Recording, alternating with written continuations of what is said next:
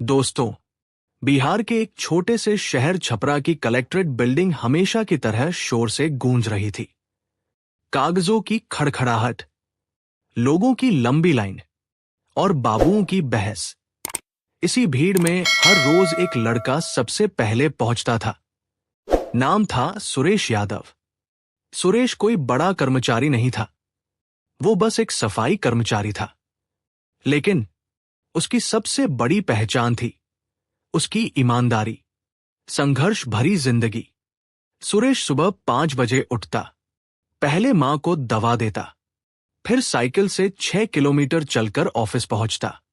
पिता नहीं थे, घर में सिर्फ मां और छोटी बहन थी। तनख्वाह इतनी कम कि महीने के आखिरी 5 दिन हमेशा उधार में गुजरते।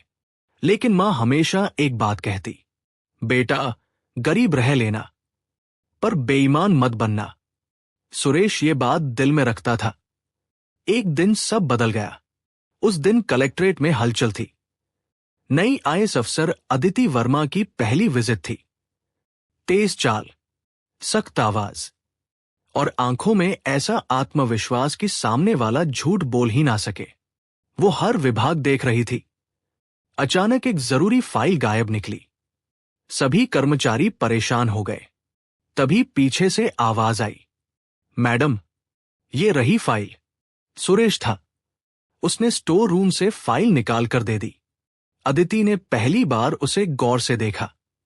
तुम्हें कैसे पता था? मैडम, मैंने ही रखी थी।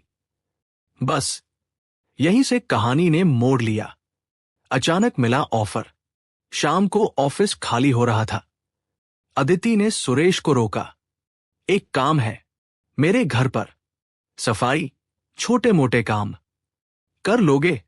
सुरेश चौंक गया। जी मैडम, कर लूंगा। तनख्वाह तुम्हारी अभी की डबल। सुरेश के पैरों तले जमीन खिसक गई। डबल तनख्वाह मतलब मां का पूरा इलाज, बहन की पढ़ाई, थोड़ा सुकून। लेकिन मन में डर भी था। लोग क्या कहेंगे? अदिति मुस्कुराई। लोगों का काम कहना है, तुम्हारा काम सही करना है। नई शुरुआत और नई मुसीबत। सुरेश ने काम शुरू किया। दिन में ऑफिस, शाम को अफसर का घर।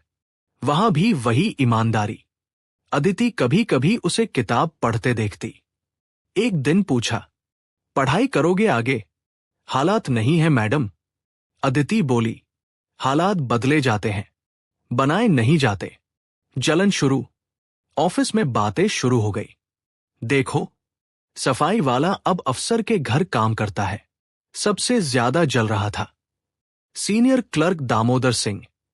उसे लगा जिस इज्जत का हकदार वो था, वो एक छोटे कर्मचारी को मिल रही है। साजिश रची गई। एक दिन ऑफिस में हड़कंप मच गया। रिश्वत के पैसे सुरेश के बैग में मिले। सब चिल्लाने लगे, देखा, यही असली चेहरा है। सुरेश शांत खड़ा था। ये मेरे नहीं है, सब यही कहते हैं, जवाब आया। उसे तुरंत सस्पेंड कर दिया गया। सब कुछ टूट गया, लेकिन विश्वास नहीं। घर पहुंचा। मां ने पूछा, क्या हुआ? सुरेश ने पहली बार रोते हुए कहा, मां, मैंने कुछ नहीं किया। मां ने उसका सिर पकड़ा। तो डर किस बात का? अदिति का फैसला। जब ये खबर अदिति तक पहुंची, उन्होंने फाइल नहीं देखी, चेहरे देखे। फिर बोली, जांच होगी, पूरी सच्चाई के साथ। उन्होंने सीसीटीवी, कॉल रिकॉर्ड सब निकलवाया। धीरे धीरे सच सामने आने लगा। सच्चाई का खुलासा। एक आदमी पकड़ा गया जिसने पैसे रखे थे। पहले डरता रहा, फिर बोला, दामोदर सिंह ने कहा था। कमरे में सन्नाटा छा गया। कोर्ट का दिन, पूरा शहर देख रहा था। सुरेश खड़ा था, सादा कपड़े, लेकिन सिर ऊंचा। जज ने पूछा, तुमने पैसे लिए?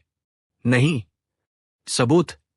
सुरेश बोला, मेरा काम, फैसला। जज ने कहा, आरोप झूठे हैं, साजिश साबित हुई, दामोदर दोषी।